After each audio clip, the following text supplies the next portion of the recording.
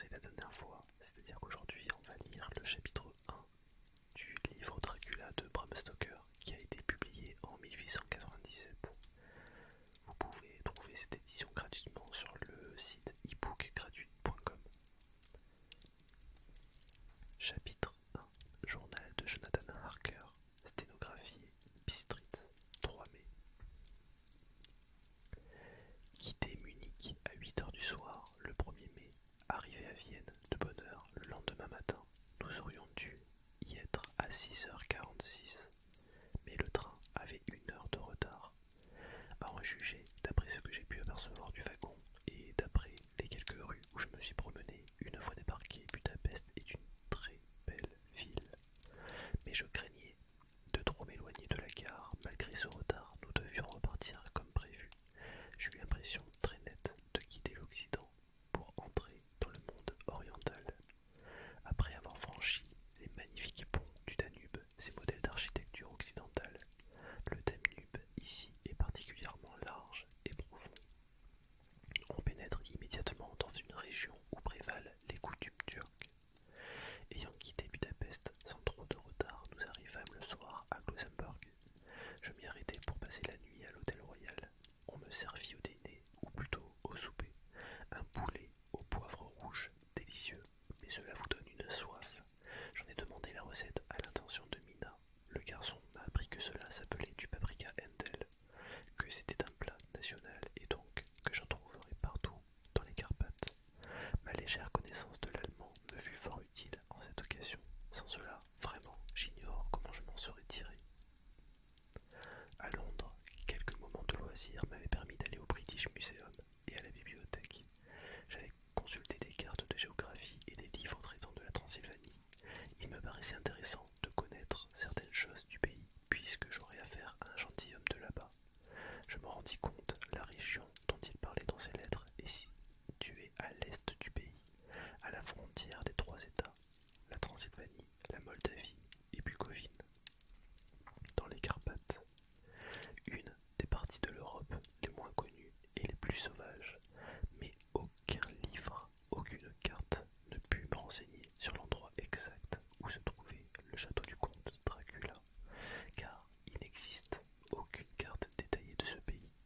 Mes recherches m'apprirent toutefois que Bistritz, où me disait le comte Dracula, je devrais prendre la diligence, était une vieille petite ville très connue.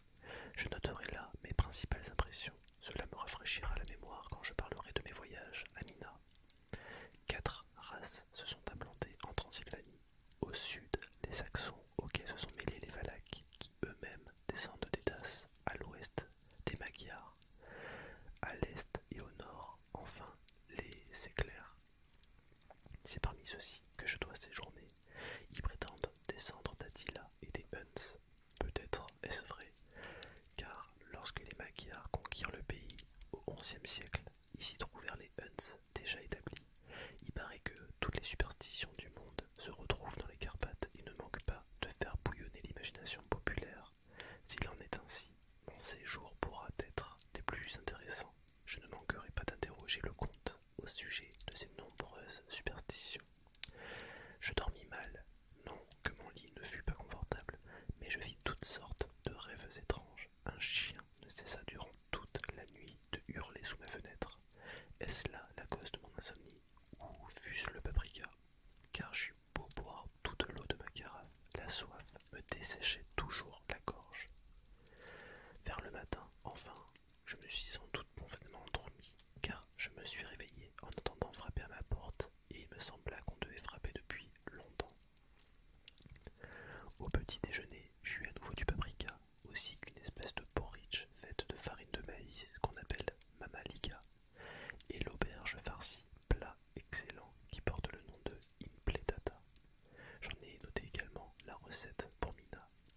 Je déjeunai en hâte, car le train partait quelques minutes avant 8 heures, ou plus exactement, il aurait dû partir quelques minutes avant 8 heures, mais après une véritable course, j'arrivai à la gare à 7h30. J'attendis plus d'une heure dans le compartiment où je m'étais installé avant que le train ne démarre. Il me semble que plus on va vers l'est, plus les trains ont du retard. qu'est-ce que cela doit être en Chine? Nous roulâmes toute la journée à travers un fort beau pays d'aspects variés. Tantôt nous apercevions soit des petites villes, soit des châteaux juchés au sommet des collines escarpées, comme on en voit représentés dans les anciens missels. Tantôt nous longions des cours d'eau plus ou moins importants, mais qui, tous, à en juger par les larges parapets de pierre qui les bordent, sont sans doute sujets à de fortes crues. À chaque gare où nous nous arrêtions, les quais fourmillaient de gens vêtus de costumes de toutes sortes. Les uns ressemblaient tout simplement à des paysans, comme on en voit chez nous en France ou en Allemagne. Ils portaient des vestes courtes sur des pantalons de coupe assez grossières et des chapeaux ronds. Mais d'autres groupes étaient des plus pittoresques. Les femmes paraissaient jolies, pour autant que vous ne les voyiez pas de trop près, mais la plupart étaient si fortes qu'elles n'avaient pour ainsi dire pas de taille. Toutes portaient de volumineuses manches blanches et de larges ceintures garnies de bandes de tissu d'autres couleurs et qui flottaient tout autour d'elles, au-dessus de leurs jupes. Les Slovaques étaient bien les plus étranges de tous, avec leurs grands chapeaux de cow-boy, leurs pantalons bouffants d'une blanc sale, leurs chemises de lin blanc et leurs lourdes ceintures de cuir, hautes de près d'un pied et cloutées de cuivre. Ils étaient chaussés de hautes bottes dans lesquelles y rentrait le bas de leurs pantalons. Leurs cheveux noirs et leurs épaisses moustaches noires ajoutaient encore à leur aspect pittoresque, mais sans leur donner en vérité un air très agréable. Si j'avais voyagé en diligence, je les aurais pris aisément pour des brigands, bien que, m'a-t-on dit, ils ne fassent jamais de mal à personne. Au contraire, ils sont plutôt pusillanimes. Il faisait déjà nuit lorsque nous arrivâmes à Bistritz, qui, je l'ai dit, est une vieille ville au passé intéressant, située presque à la frontière. En effet, en quittant Bistritz, il suffit de franchir le col de Borgo pour arriver en Bucovine. Elle a connu des périodes orageuses dont elle porte encore les marques. Il y a 50 ans, de grands incendies la ravagèrent coup sur coup. Au début du XVIIe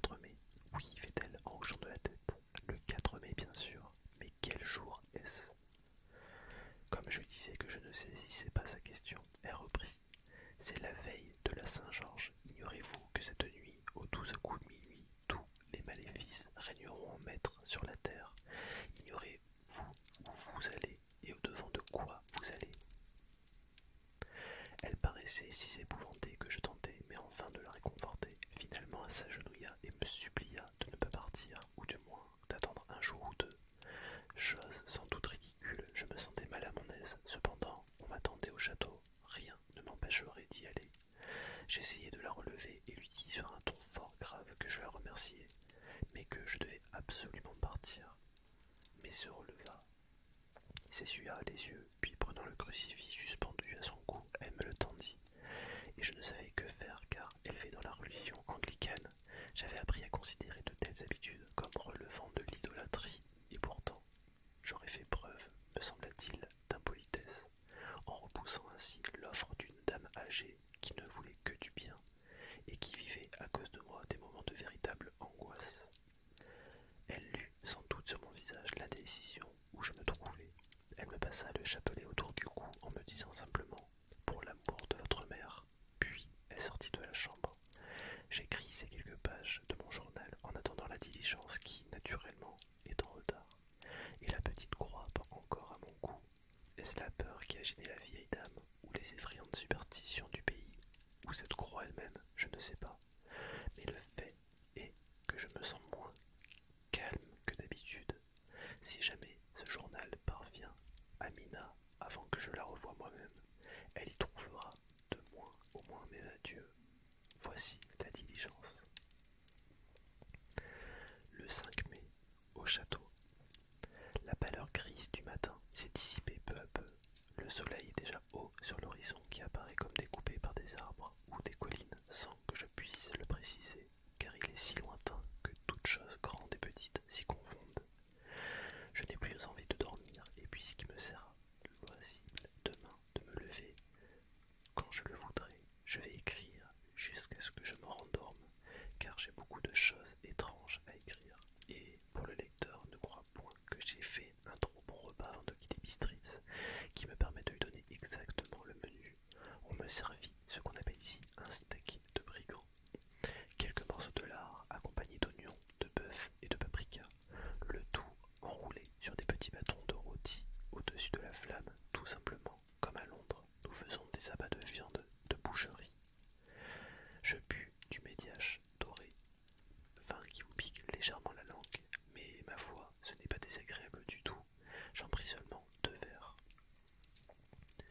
Lorsque je montai dans la diligence, le conducteur n'était pas encore sur son siège, mais je le vis qui s'entretenait avec la patronne de l'hôtel. Sans aucun doute, il parlait de moi car de temps à autre, il tournait la tête de mon côté. Des gens assis sur le banc près de la porte de l'hôtel se levèrent, s'approchèrent d'eux, écoutant ce qu'ils disaient, puis, à leur tour, me regardèrent avec une visible pitié. Pour moi, j'entendais souvent les mêmes mots qui revenaient de leurs lèvres, des mots que je ne comprenais pas d'ailleurs. Ils parlaient plusieurs langues.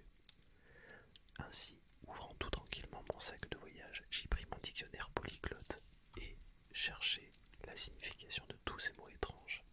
J'avoue qu'il n'y avait pas là de quoi me rendre courage, car je m'aperçus par exemple que Ordog signifie Satan, Pokol, enfer, Stregoïka, sorcière, Froloc et Floskoslaki, quelque chose comme vampire ou loup-garou, ou en 2 dialectes bien différents.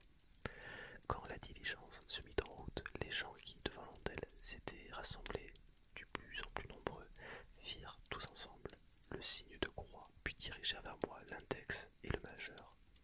Non sans quelque difficulté, je parvins à me faire expliquer par un de mes compagnons de voyage ce que ce geste signifie.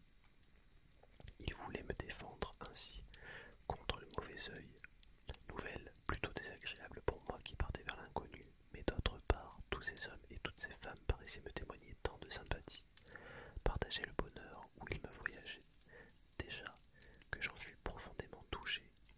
Je n'oublierai jamais les dernières images que j'emporterai de cette foule bigarrée, rassemblée dans la cour de l'hôtel, cependant que chacun se signait sous la large porte cintrée, à travers laquelle je voyais, au milieu de la cour, les feuillages des lauriers roses et des orangers plantés dans des caisses peintes en verre. Le cocher, dont les larges pantalons cachaient presque le siège tout entier, le siège, cela se dit Kotza, fit claquer son fouet au-dessus de ses 4 chevaux attelés de front et nous partîmes. La beauté du paysage me fit bientôt oublier mes angoisses, mais je ne pense pas que j'aurais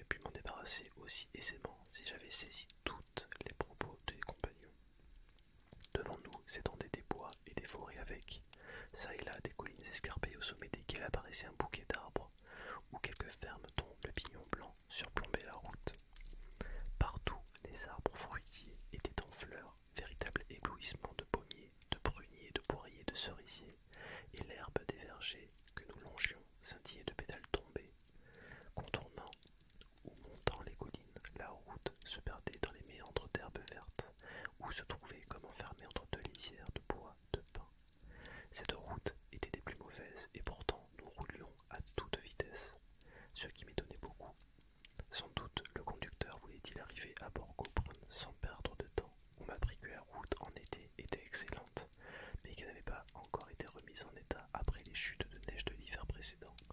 À cet égard, elle différait des autres routes des Carpates de tout temps. En effet, on eut soin de ne pas les entretenir de peur que les Turcs ne s'imaginent qu'on prépare une invasion et qu'ils ne déclarent aussitôt la guerre, qui à vrai dire est toujours sur le point d'éclater. Au-delà de ces collines s'élevaient d'autres forêts et les grands pics des Carpates même. Nous les voyions à notre droite et à notre gauche, le soleil d'après-midi illuminait leurs tons déjà splendides, lieux bleu foncé et pourpre dans le creux des hauts rochers, vert et brun, là où l'herbe recouvrait légèrement la pierre. Puis c'était une perspective sans fin de rocs découpés et pointus qui se perdaient dans le lointain, où surgissaient des sommets neigeux. Quand le soleil commença à décliner, nous vîmes ici et là, dans les anfractuosités des rochers, étinceler une chute d'eau. Nous venions de contourner le flanc d'une colline, et j'avais l'impression de me retrouver juste au pied d'un pic couvert de neige lorsqu'un de mes compagnons de voyage me toucha le bras et me dit en se signant avec ferveur: Regardez, Istun Sek, le trône de Dieu. Nous continuâmes notre voyage qui me paraissait ne jamais devoir finir. Le soleil, derrière nous, descendait de plus en plus sur l'horizon, et les ombres du soir peu à peu nous entourèrent. Cette sensation d'obscurité était d'autant plus nette que, tout en haut, les sommets neigeux retenaient encore la clarté du soleil et brillaient d'une délicate lumière de rose. De temps à autre, nous dépassions des Tchèques et des Slovaques vêtus de leurs fameux costumes nationaux, et je fis une pénible remarque. La plupart étaient goitreux. Des croix s'élevaient au bord de la route, et chaque fois que nous passions devant l'une d'elles, tous les occupants de la diligence se signaient. Nous vîmes aussi des paysans, ou des paysannes à genoux devant des chapelles. Ils ne tournaient même pas la tête en entendant approcher la voiture. Ils étaient tout à leur dévotion et n'avaient plus eût-on dit, ni Dieu ni d'oreille pour le monde extérieur. Presque tout était nouveau pour moi, les meules de foin dressées jusque dans les arbres, les nombreux saules pleureurs avec leurs branches qui brillaient comme de l'argent à travers le vert délicat des feuilles. Parfois, nous rencontrions une charrette de paysans, longue et sinueuse comme un serpent, sans doute pour épouser les accidents de la route. Des hommes y étaient installés, qui rentraient chez eux. Des Tchèques étaient couverts de peau de mouton blanche, les Slovaques de peau de mouton teinte, ces derniers portant de longues haches comme si c'étaient des lances. La nuit s'annonçait froide et l'obscurité semblait plongée dans une brume épaisse, chênes, hêtres et pins, tandis que dans la vallée, en dessous de nous,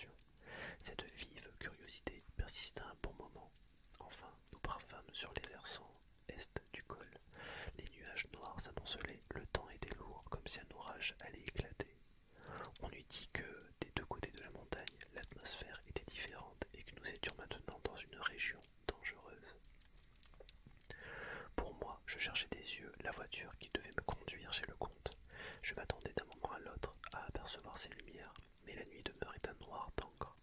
Seuls les rayons de nos lampes cahotantes projetaient des lueurs dans lesquelles s'élevait la laine fumante des chevaux. Elle nous permettait de distinguer la route blanche devant nous, mais nulle trace d'autre voiture que la nôtre. Mes compagnons avaient un sourire de soulagement, un soupir de soulagement, reprirent une position plus confortable. Je le ressentis comme une raillerie. Ils se moquaient de mon propre désappointement. Je réfléchissais à ce que j'allais faire en cette situation embarrassante, quand le conducteur consulta sa montre et dit aux autres voyageurs quelques mots qui me fut impossible de saisir, mais j'en devinais la signification. 1 heure de retard. Puis, se tournant vers moi, il me conseilla dans un allemand encore plus mauvais que le mien. Aucune voiture en vue, c'est que l'on n'attend pas, monsieur. Continuez le voyage avec nous jusqu'en Pigovine, et vous viendrez ici demain ou après-demain, cela vaudra mieux. Tandis qu'il parlait, les chevaux se mirent à hennir et à ruer, et l'homme les maîtrisa à grande peine. Puis, tandis que tous mes voisins poussaient des cris d'effroi et se signaient, une calèche attelée de 4 chevaux arriva derrière nous, nous dépassa presque, mais s'arrêta à côté de la diligence.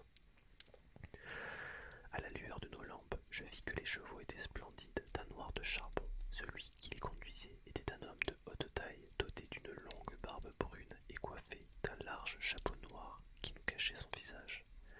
Au moment même où il s'adressait à notre conducteur, je distinguai pourtant ses yeux si brillants que dans la clarté des lampes, ils semblaient rouges. « Vous êtes bientôt ce soir, mon ami, lui dit-il.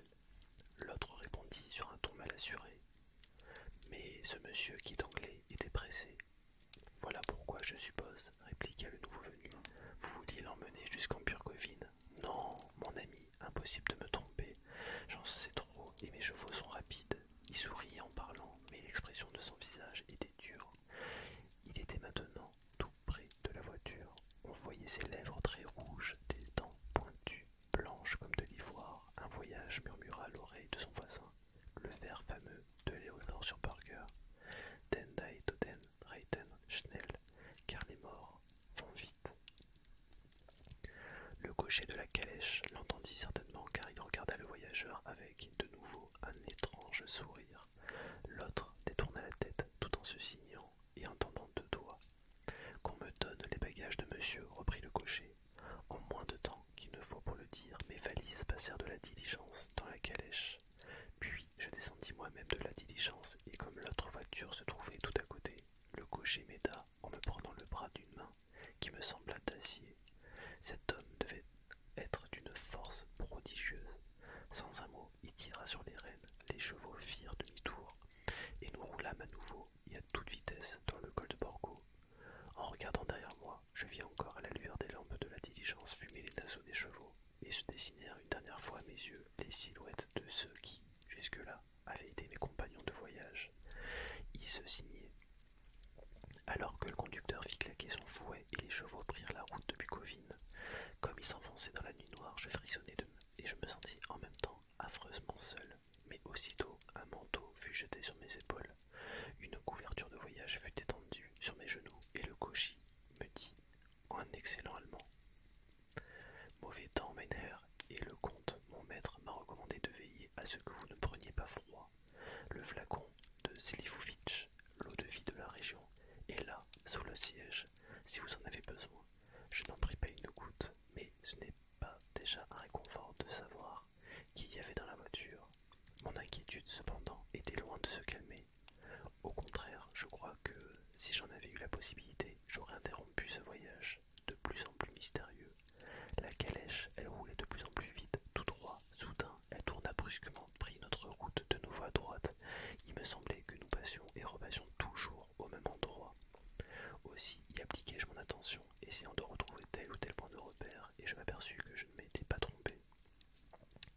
J'aurais voulu demander au cocher ce que cela signifiait. Toutefois, je préférais me taire, me disant que, dans la situation où j'étais, j'aurais beau protester s'il avait reçu l'ordre de traîner en route.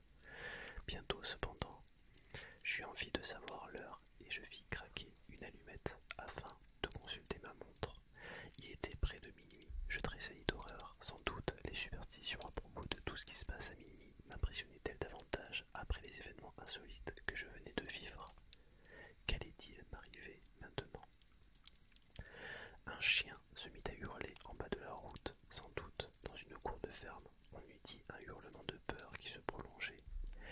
fut repris par un autre chien, puis un autre et encore un autre, jusqu'à ce que, portés par le vent qui maintenant gémissait à travers le col, ces cris sauvages et sinistres parussent venir de tous les coins du pays. Ils montaient dans la nuit, d'autres loin que l'imagination pouvait le concevoir. Aussitôt, les chevaux se cabrèrent, mais le cocher les rassura en leur parlant doucement. Ils se camèrent, mais ils tremblaient et suaient comme s'ils avaient fait une longue course au galop. Ce fut alors que des montagnes les plus éloignées nous entendîmes des hurlements, plus impressionnants encore, plus aigus et plus forts en même temps, des loups. Je fus sur le point de sauter de la calèche et de m'enfuir tandis que les chevaux se cabraient et ruaient à nouveau. Le cocher n'eut pas trop de doute, sa force pour les empêcher de s'emballer. Mes oreilles pourtant s'accoutumèrent bientôt à ces cris et les chevaux laissèrent le cocher descendre de la voiture et venir se placer devant eux. Il les caressa, les tranquillisa, leur murmura dans toutes sortes de mots gentils et l'effet fut extraordinaire. Aussitôt, quoique ne cessant pas de trembler, ils obéirent au cocher qui remonta sur son siège, reprit les rênes et repartit à toute allure. Cette fois, parvenu de l'autre côté du col, il changea de direction et prit une route étroite qui s'enfonçait vers la droite. Bientôt, nous fûmes entre deux rangées d'arbres qui, à certains endroits, formaient réellement une voûte au-dessus du chemin, si bien que nous avions l'impression de traverser un tunnel, et de nouveau, de part à d'autre, de grands rochers nous gardaient sans rien perdre cependant de leurs airs menaçants. Abrités de la sorte, nous entendions toutefois le vent siffler et gémir entre ces rochers, et les branches des arbres s'agitaient violemment. Il faisait pourtant de plus en plus froid, une neige très fine commençait à tomber. Il ne fallut pas bien longtemps pour que tout fût blanc autour de nous. Le vent nous apportait encore des hurlements de chiens, encore qui nous parvinssent de plus en plus faibles à mesure que nous éloignions. Mais à entendre les loups, on eût dit, au contraire, que se rapprocher sans cesse, qui finirait par nous entourer complètement. J'en étais, je l'avoue, fort effrayé, et je voyais que l'inquiétude recommençait à s'emparer des chevaux également. Le cocher cependant restait parfaitement calme, regardant à gauche puis à droite, comme si de rien n'était. J'avais beau essayer de distinguer quelque chose dans l'obscurité, je n'y parvenais pas. Tout à coup, assez loin sur notre gauche, j'aperçus une petite flamme bleue qui vacillait. Le cocher dut la voir en même temps que moi, car aussitôt il s'arrêta des chevaux, sauta à terre et disparut dans la nuit. Je me demandais ce que j'allais faire. Les loups hurlaient de plus en plus près de la voiture. J'hésitais encore quand le cocher réapparut soudain et sans dire un mot remonta sur son siège et se mit en route. Peut-être m'étais-je endormi et cet incident ne cessait-il de m'obséder en rêve, car il me semblait qu'il se renouvelait indéfiniment. Oui, quand j'y pense maintenant, j'ai l'impression d'avoir fait un cauchemar horrible. À un moment donné, la flamme bleue jaillit près de nous sur la route qu'elle me permit, dans l'obscurité profonde, de suivre chacun des gestes du cocher. Il se dirigea d'un pas rapide vers l'endroit où brillait la flamme, éclat bien faible malgré tout, puisque c'est à peine si l'on distinguait le sol alentour, ramassa quelques pierres qu'il entassa de manière assez étrange. Une autre fois, un effet d'optique à peine croyable se produisit. Se tenant entre la flamme et moi, il ne me la cachait pourtant pas le moins du monde. Je continuais à voir parfaitement la lueur vacillante et mystérieuse. J'en restais un moment stupéfait, mais je me dis bientôt qu'à force de vouloir percer l'obscurité, mes yeux m'avaient trompé. Alors, nous roulâmes un bon moment, sans plus apercevoir de flammes bleues, mais les loups hurlaient toujours, comme s'ils nous encerclaient, et comme si leur cercle avançait avec notre calèche. Le cocher mit de nouveau pied à terre et cette fois s'éloigna davantage. Pendant son absence, les chevaux tremblèrent encore plus fort qu'ils ne l'avaient fait jusque-là, commencèrent à s'ébrouer, à hennir de peur. Je cherchai enfin la cause de cet effroi, puisque justement plus aucun loup ne hurlait, quand soudain la lune qui voguait à travers les gros nuages noirs apparut derrière le sommet dentelé d'une pique dans une hauteur impressionnante, et je vis à la lueur blafarde les loups qui nous entouraient, montrant leurs dents blanches et leurs langues rouges, et le poil hérissé. Dans ce silence menaçant, ils étaient 100 fois plus effrayants que lorsqu'ils hurlaient. Je commençais à mesurer le danger que je courais, la peur me paralysait. Puis tout à coup, ils recommencèrent à pousser leurs hurlements, comme si le clair de lune avait sur eux quelques effets particuliers. Les chevaux se démenaient d'impatience, promenant autour d'eux des regards verts cercle vivant, le cercle d'horreur, restait fermé autour d'eux. J'appelai le cocher, je lui criai de revenir. Il me semblait que la seule chance qui me restait était d'essayer de briser le cercle pour faciliter son retour. Je criai donc encore et frappai sur la portière de la voiture, espérant effrayer les loups qui se trouvaient de ce côté-là, et permettre ainsi à l'homme d'approcher. Comment fut-il là? Je n'en sus rien, mais j'entendis sa voix autoritaire, et regardant dans la direction d'où elle venait, je le vis au milieu de la route, tandis que ses longs bras qui faisaient le geste de repousser un obstacle invisible, les loups reculaient peu à peu.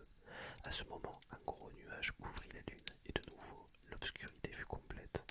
Lorsque mes yeux y furent accoutumés, je vis que le cocher remontait dans la calèche et que les loups avaient disparu. Tout cela était si étrange, si inquiétant que je n'osais ni parler, ni faire un seul mouvement. Le voyage me sembla